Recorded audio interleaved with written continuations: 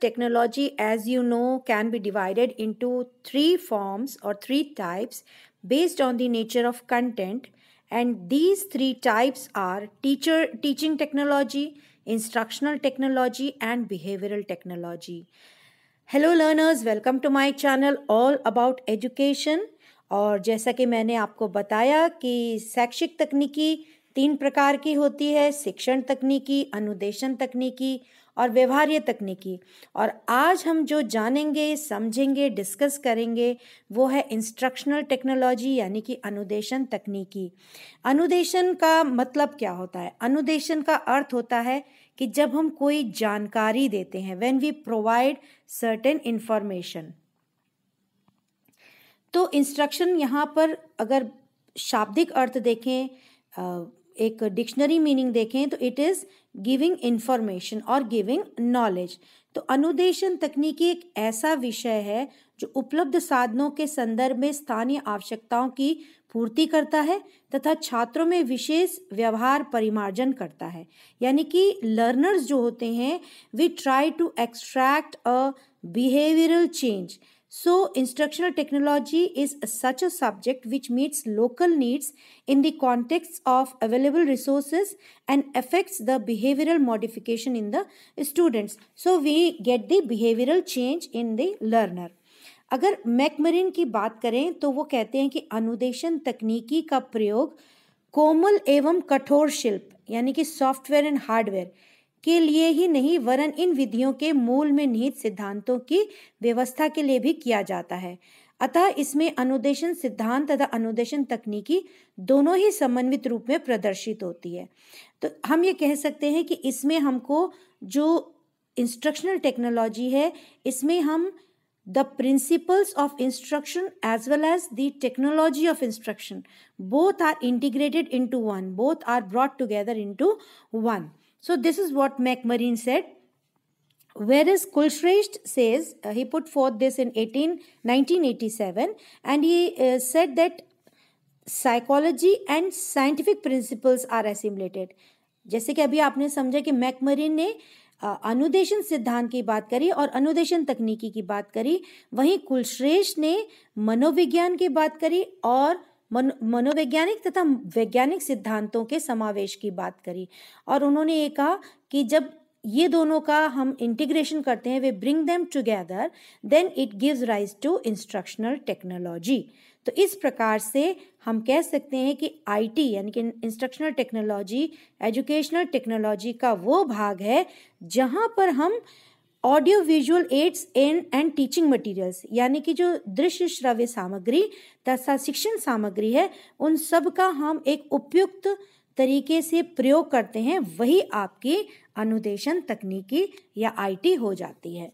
तो अब बात करते हैं लर्नर्स की अनुदेशन तकनीकी की मान्यताएं क्या हैं। What are the assumptions, what do we assume about instructional technology and its uses?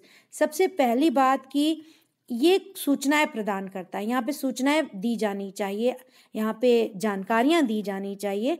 दूसरी बात, किसी भी विषय वस्तु को पहले तो छोटे छोटे खंडों में, डिफरेंट पार्ट्स में उसको तोड़ना चाहिए, विभाजित करना चाहिए और फिर हर भाग को, हर पार्ट को इंडिपेंडेंटली स्वतंत्र रूप से प्रस्तुत किया जाना चाहिए, जिससे कि जो हर खंड है, हर पार्ट जो है वो अपने आप में एक एलिमेंट, एक कंपोनेंट के रूप में, एक तत्व के रूप में हमारे सामने आए।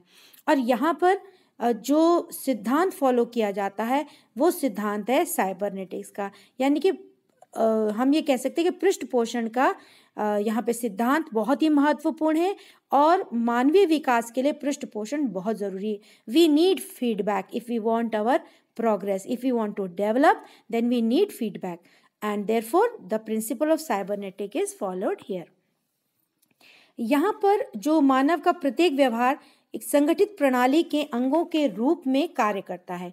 All types of behavior, they come together and we have to take all these into consideration. सबको समझना बहुत जरूरी है, सबको लेकर चलना है और सबसे बड़ी बात, जो लर्नर्स हैं, जो स्टूडेंट्स हैं, उनको अपनी गति के अनुसार, अपनी आवश्यकता के अनुसार, अपनी स्पीड के अनुसार, अपनी काबिलियत के अनुसार सीखने का मौका मिलता है। क्योंकि यहाँ पे हम जो तकनीकी यूज़ करते हैं वो एड से संबंधित है, सामग्री से संबंधित है।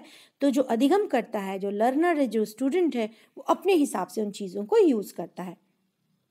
सबसे बड़ी बात यहाँ पे जो शिक्षण प्रक्रिया है, यहाँ पे शिक्षक ना भी हो तो भी चल सकता है, यानी कि शिक्षक के बिना भी संपादित की जा सकती है। और यहाँ पर जो शिक्षण अधिगम प्रक्रिया है उसको हम आराम से नियंत्रित कर सकते हैं, परिमार्जित कर सकते हैं, बदलाव कर सकते हैं, परिवर्तित कर सकते हैं। जैसी आवश्यकता होती है उसके अनुसार हम उसको कंट्रोल मॉडिफाई कर सकते हैं।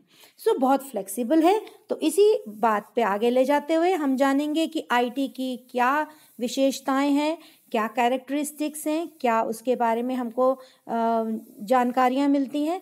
सबसे पहली बात, जो अनुदेशन तकनीकी है वो हमें सूचनाएं प्रदान करता है। इसके अतिरिक्त वो ज्ञानात्मक उद्देश्यों को अधिक प्रभावशाली विधि से प्राप्त करने में सहायता करता है, यानी कि ज़्यादातर इसका फोकस कॉग्निटिव डोमेन यानी कि संज्ञानात्मक क्षेत्र पर सीमित रहता है। और यहाँ पर पुनर्बलन की बहुत आवश्यकता पर जोर दिया गया है। जैसे कि अभी मैंने बताया कि पृष्ठ पोषण बहुत ज़रूरी है। पृष्ठ पोषण के लिए, फीडबैक के लिए साथ साथ पुनर्बलन देना, एनकरेजमेंट देना, उत्साहवर्धन करना, ये बहुत अति आवश्यक है। और जो बेसिक प्रिंसिपल, सिद्धांत पर यह आधारित है वो है मनोविज्ञान, जो अभी हमने बात करी कि मनोविज्ञान इसका आधार है।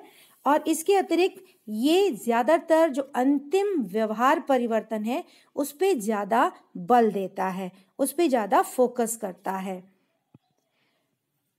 तो जैसे मैंने बताया कि शिक्षक के एब्सेंस में, शिक्षक की जो जरूरी नहीं है कि उसकी उपस्थिति हो तब भी संपादित किया जा सकता है।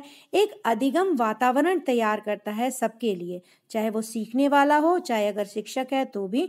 तो बहुत ही अच्छा एक कक्षागत परिस्थितियां तैयार करता है, एक प्रकार का एक वातावरण तैयार करता है इस तरह के शिक्षण के लिए। और यहाँ पर जितनी भी शिक्षण अधिगम प्रक्रिया है उसमें किसी भी प्रकार के परिमार्जन की सुविधा प्रदान करता है। कई बड़ा सा टॉपिक अगर आप ले रहे हैं, कोई बड़ा प्रकरण ले रहे हैं, तो आप उसको छोटे छोटे खंडों में विभाजित करके फिर एक दूसरे के साथ संबंधित कर पढ़ सकते हैं। तो बहुत ही समन्वयित तरीके से आप इसको संपादित कर सकते हैं। और जो हमारे उद्देश्य हैं, जो हमने उद्देश्यों का निर्माण किया, जो ऑब्जेक्टिव्स हमने बनाए हैं, उन सब को अचीव करने में, उनकी प्राप्ति में ये हमारी सहायता करता है। तो शिक्षण को ये प्रभावशाली बनाने में अति महत्वपूर्ण भूमिका निभाता है। तो लर्नर्स, आपको समझ में आया होगा कि क्या कैरेक्टरिस्टिक्स होते हैं इंस्ट्रक्शनल टेक्नोलॉजी के। अब हम बात करते हैं कि जब हम अनुदेशन तकनीकी लेते हैं तो उसमें कौन कौन से कंटेंट, कौन कौन सी विषय वस्तु उसके अंतर्गत आती हैं। तो सबसे पहले हमें जो भी हमारा कंटेंट है उसको हमें तैयार करना है। जब हम तैयार करते हैं तो तैयार किया हुआ कंटेंट उसको कहते हैं पीआई, यानी कि प्रोग्राम्ड इंस्ट्रक्शन, अभिक्रमित अनुदेशन। तो यहाँ पर मेन इंपॉर्टेंट है कि अभिक्रमित अनुदेशन की उत्पत्ति तथा विकास किया जाए, क्योंकि इसी को हम आगे चल के यूज करते हैं ज्ञान देने के लिए, नॉलेज देने के लिए। फिर जो भी हम पीआई तैयार कर रहे हैं उसके लिए हमको सामग्री और किस प्रकार से उस सामग्री को उनकी विशेषताओं के आधार पर उनकी संरचना की जाए। और जब हम ये संरचनाएं कर लेते हैं तो उसको हम व्यवस्थित करते हैं, ऑर्गेनाइज करते हैं, उसको हम लागू करते हैं, यानी कि उनका क्रियान्वयन करते हैं, उनको अप्लाई करते हैं। और इस कार्य के दौरान अगर आवश्यकता पड़े तो हम उनमें बदलाव भी कर सकते हैं, उसमें सृजनात्मकता ला सकते हैं, नवीनता ला सकते हैं, कुछ नया कर सकते हैं। इसके लिए शोध करना पड़ता है, जानकारी एकत्र करनी पड़ती है और उसी के आधार पर हम बदलाव ला सकते हैं। तो अगर आपको ये समझ में आया हो कि अनुदेशन तकनीकी क्या है तो आप मेरे लाइक बटन को दबाएं चैनल में और अपने सहयोगियों, साथियों के साथ शेयर करें। और अगर आपने सब्सक्राइब ना किया हो तो ज़रूर मेरे चैनल को सब्सक्राइब करें। Thank you for watching.